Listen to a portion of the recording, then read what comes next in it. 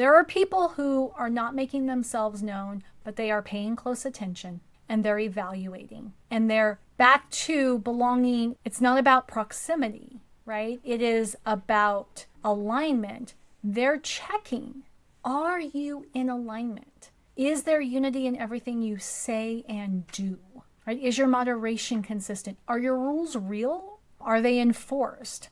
Do people who start or who cause problems, do those problems get handled? Do those people get excused? You can't pretend that long, okay? They're watching, they're waiting, they're looking. Do you mean what you say? We're wired for connection, but most of us are faking it to fit in. I'm Tonya Kubo, and this is Find Your Freaks, the podcast that flips the script and spotlights the quirks you thought you had to keep quiet. Subscribe now and head to findyourfreaks.com for show notes and extras. Because around here, what makes you weird makes you wonderful. Normal was never the point.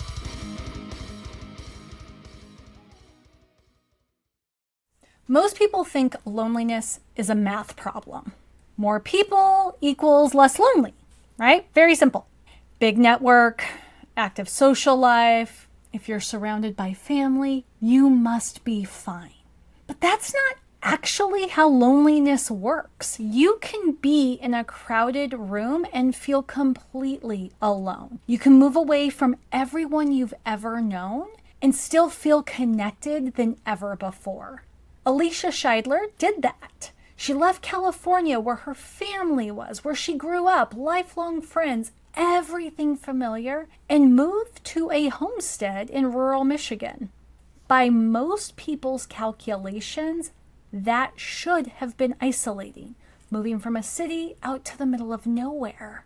But it wasn't. And the reason it wasn't is the point of today's episode. We have been sold a version of belonging that really is just about proximity and numbers. I know I've said that before here on the show, but today I really want to unpack it. This is a hill I am going to die on. If people are around you, if you're invited to places, if you have a full calendar, everybody assumes you belong. You're a social butterfly. Life must be great. You have this huge network, right? You're connected. You're fine. Belonging isn't proximity. It's alignment. It's that feeling that the people around you actually see you. They don't just tolerate you. They don't just conclude you out of politeness, but they actually get who you are, what's important to you, and why you do things the way you do. Alicia lived in California, near family, her whole life. She was nothing if not surrounded. And yet the life she wanted, a garden, chickens, goats, and intentional food choices, wasn't something that the people around her understood. Now, they didn't fight her on it. They didn't tell her she was stupid. They didn't disinherit her or kick her out of the family estate, as it were. They just didn't get it. And there is a particular loneliness that comes with being loved by people who probably wouldn't say this, but kind of inside their heads think you're a little crazy.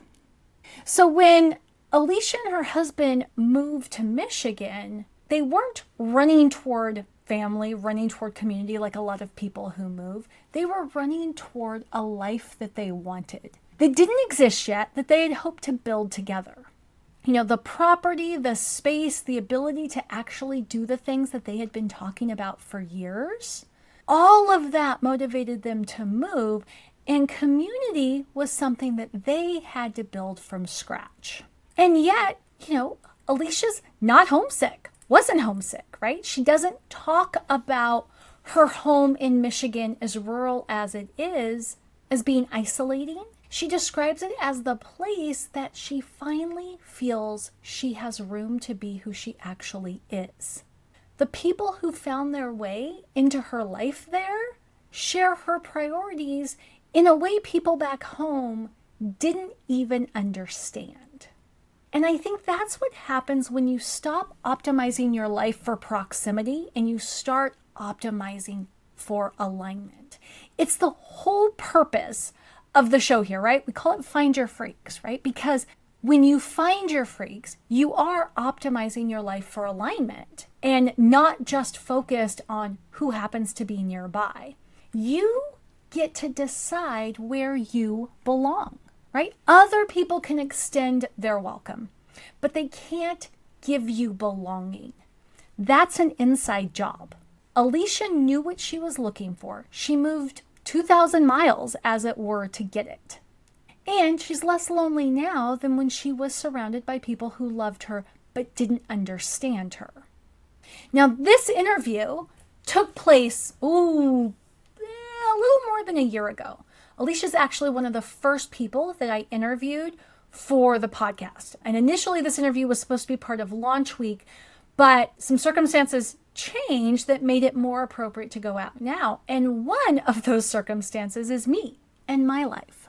Because my interview with Alicia, along with this book, which I'll hold up now for our YouTube viewers, this book, if you can see it, Sustaining Humanity by Phil McKay.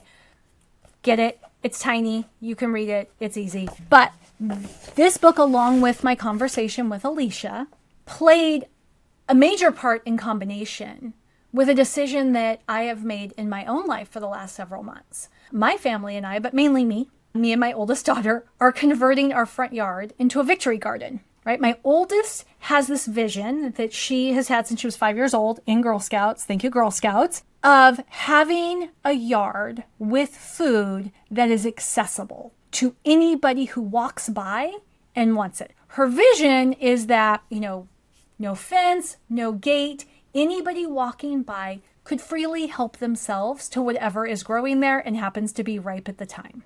Now, we live in a suburban neighborhood. We live in a very large city in terms of geography and population, but because it's such a big geographic space, it doesn't feel huge. It feels more suburban. So this isn't a homestead, right? I cannot raise livestock. Even if my husband were to let me have chickens and rabbits and goats, he wouldn't. But even if he would, that, my neighbors aren't going for that, nor is the city and code enforcement going to go for that either, right? So I'm not aspiring to be Alicia. We couldn't be Alicia if we wanted to, but even this very small, very safe, and I would argue modern, and like I said, suburban version of this choice confuses the bejesus out of people.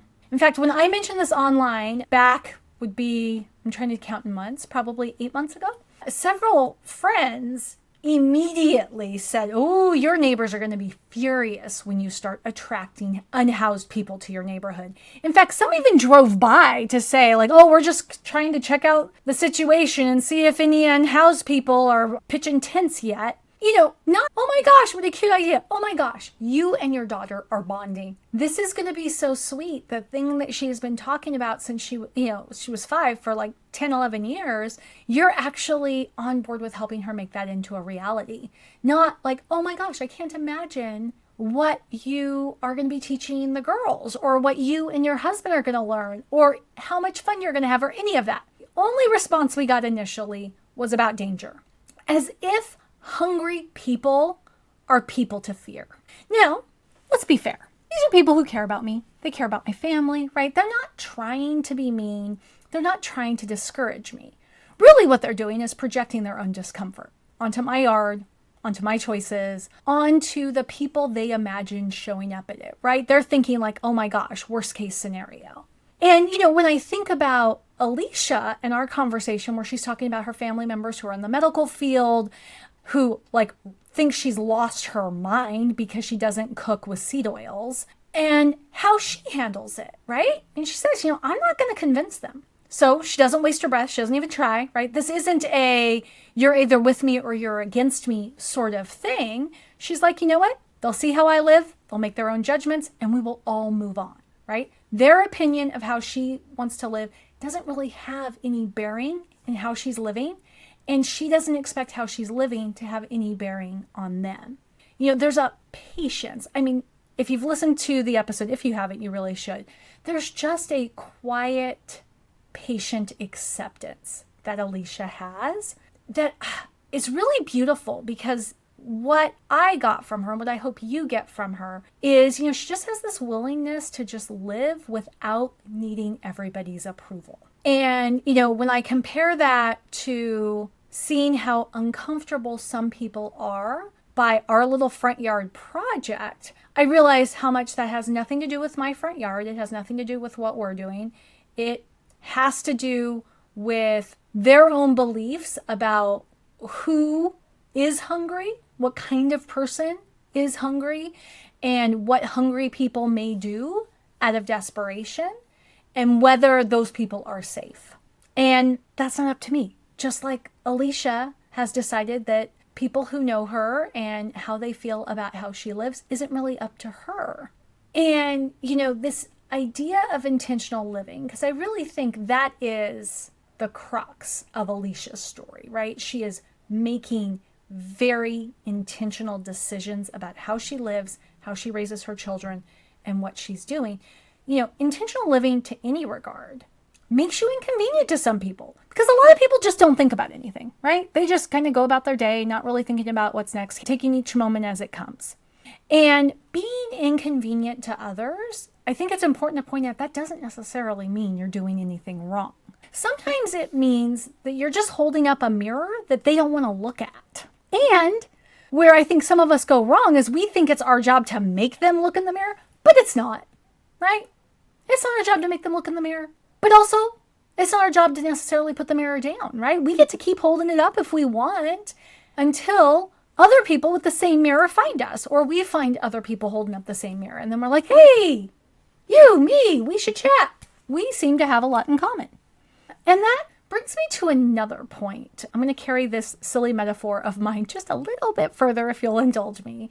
You might not find your fellow mirror gazers where you live or work. But that's not necessarily a bad thing. There's a persistent assumption I have found, at least in my work, that in-person community is the gold standard. And online community is some kind of consolation prize, right? You do online stuff because you can't find real people nearby. It's viewed as a substitute, as a proxy, not the real thing, and definitely not nearly as good as the real thing. And my conversation with Alicia totally tears that apart, right? She has found online community to be much more rich with the resources and the supports that she needs as she's going from being an urban Californian to a rural Midwesterner. So when it's come to finding community and resources and advice and help around food and health and homesteading, she had to go online to get that information long before she even picked which state she was moving to, right? Before she decided whether she was going to have chickens, or was she going to get chickens and then goats, goats then chickens? Was she ever going to be brave enough to get a cow? When she was back home figuring out food allergies and all of these other things, it was online community that was there for her while the people in her real life really didn't see how canola oil had anything to do with how her family's health and well-being was.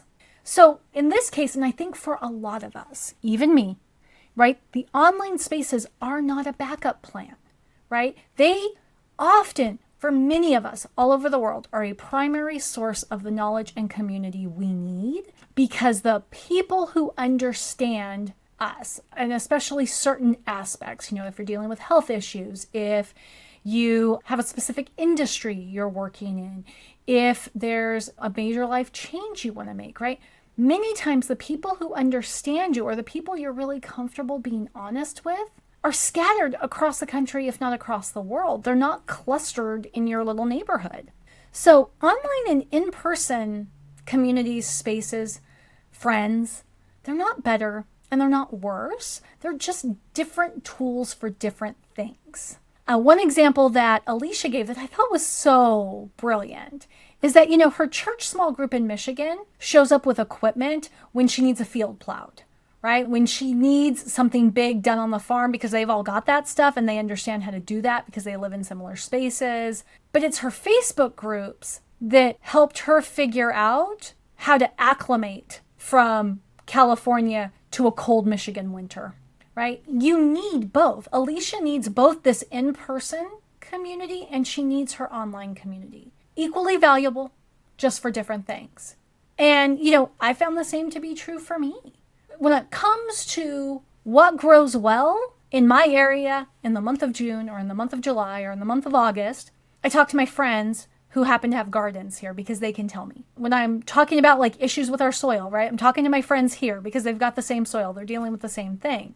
But when I'm talking about how to maximize my space so that I can feed my family, I can grow enough food to feed my family and share food with others in our community, I'm going online because nobody in my town shares that passion that I have for doing that.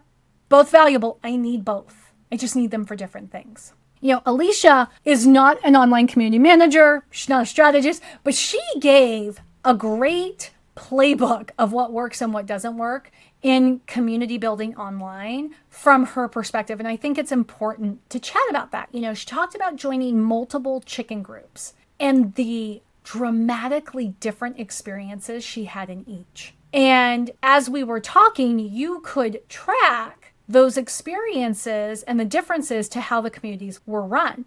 What worked for her were groups. She's a Facebook fan, so almost all of her communities were on Facebook. They weren't on different platforms. And what worked for her were groups that were searchable, that used keywords and had their content highly organized. They had key resources pinned to the top of the group, the featured post section. They made it easy to get answers to common questions, especially those beginner questions, without having to ask. They had moderators who were present and responsive, who enforced the rules consistently, right? It wasn't like, oh, I enforce the rules on Monday, but I don't enforce them on Thursday. Oh, this person can get away with this one thing, but that person can't. She very easily could see what the written and unwritten rules of engagement were in the groups that she favored. She found that the groups were sized appropriately for their topic, and she found that the shared purpose was clear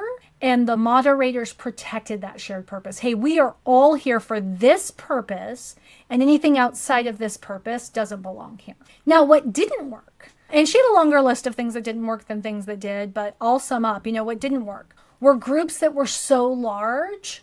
Either groups that were so large, or it's really the ratios that were off, right? It was not enough moderators or admins to manage the size of the group so that the rules became unenforceable. Spam was constant. It was just too unwieldy.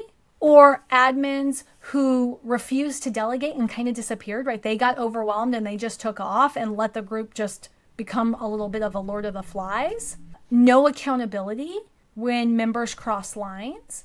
She had a situation where somebody in the group didn't like something that went on in the group and was targeting her on her personal profile. And that's not okay, but the moderators didn't do anything about it. And that's a group she left immediately, right? As soon as that happened and she realized that the moderators and admins were not going to protect her, she was out. And it wasn't because she was necessarily scared. It's just if you're not going to protect me, why should I continue participating with my whole self here, right? A community that doesn't protect its members isn't a community, right? It's just a crowd.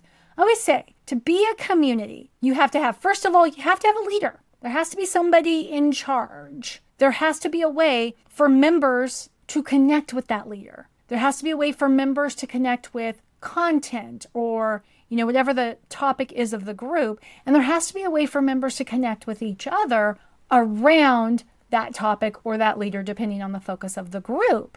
There's a social contract in communities, and it's imperative that everybody in the community honor that social contract. The only person or people who can enforce the social contract are those in charge, and they need to not shirk that responsibility. The other thing that I have found is that this homestead, gardening, grow your own food, what else can you call it? Maybe this self-sufficiency sort of space can get really cliquey, right? There is a particular flavor of gatekeeping in communities built around lifestyle choices in general, I would say, that kind of feel countercultural, right? It's if you're not doing it the right way, if you're not a purist, then you're not really committed. And if you're not really committed, then you can't be part of the cool kids, right? And I hear about this a lot of times, like in health and fitness spaces, where it's like, okay, so if you're not getting up at 4 a.m. every single day, cold plunging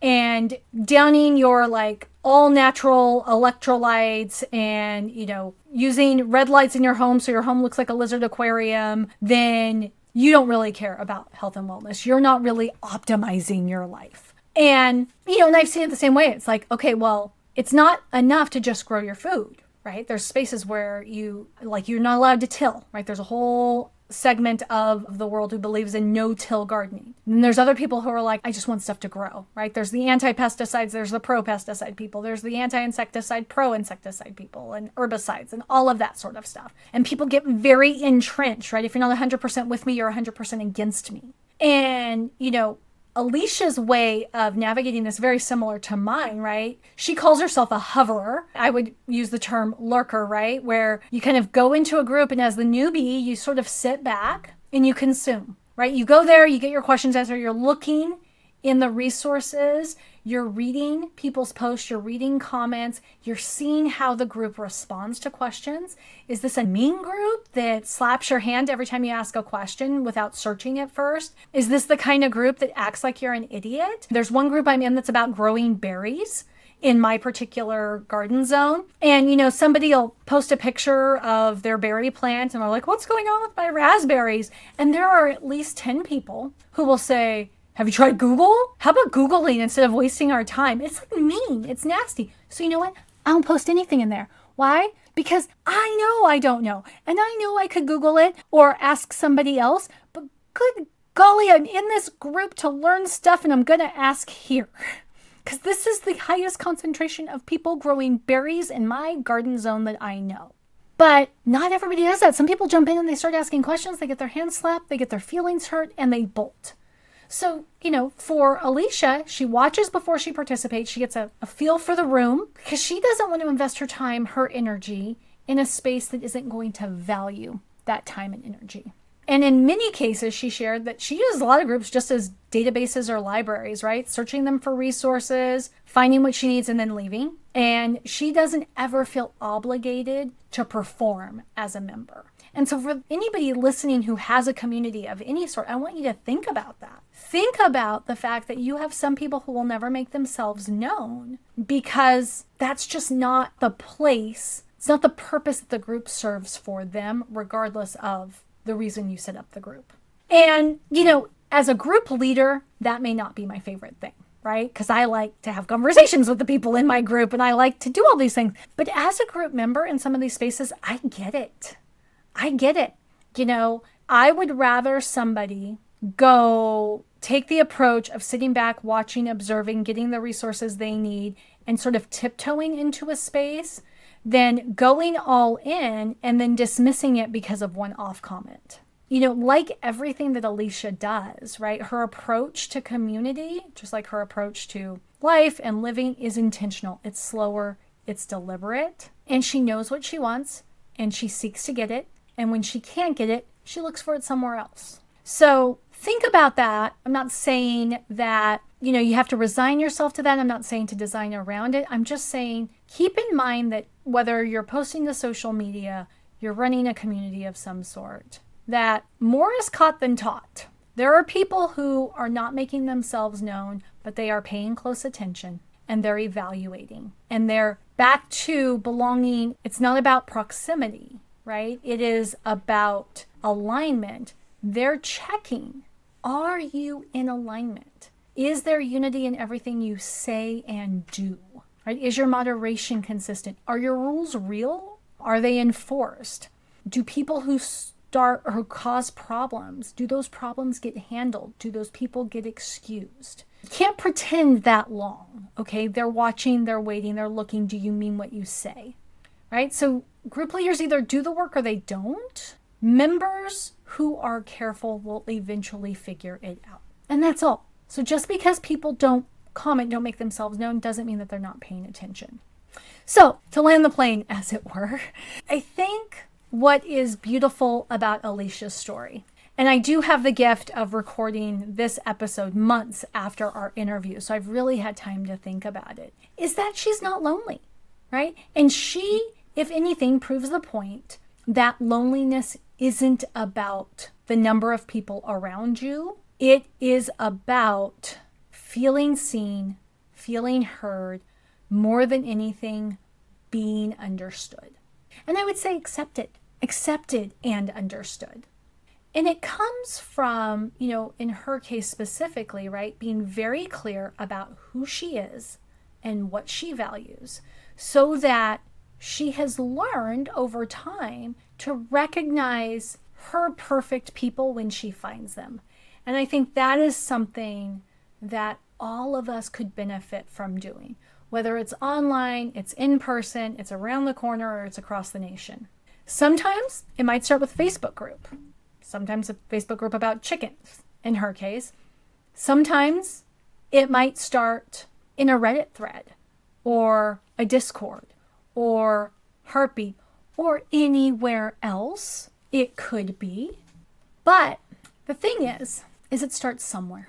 And as long as you are exactly yourself in all the places, I think you're going to find your perfect people. You'll find the people who feel like home. Now, if you haven't listened to episode 28 yet, go do that. Alicia is exactly herself for the entire conversation, which is increasingly rare. If you want to learn more about her or her family's business, you'll find all the links you need in the show notes, along with a link to the book I mentioned, Sustaining Humanity. And you know what? I think what I'll do is I'm also going to add a few of the spaces that I found helpful as I'm growing food for my family and community, just in case that's something that you want to explore. But in closing, if this show has been a place where you feel a little less alone in your version of weird, please share it with a friend. As our listener base grows, so does what we can do with the show. I'll see you next time, and until then, if you do anything, just let your freak flag fly. That's it for this episode of Find Your Freaks. To help more weirdos find their way here, subscribe, rate, and leave a review. And if you're craving connection, join the Freak Show at findyourfreaks.com. What makes you weird makes you wonderful. Normal was never the point.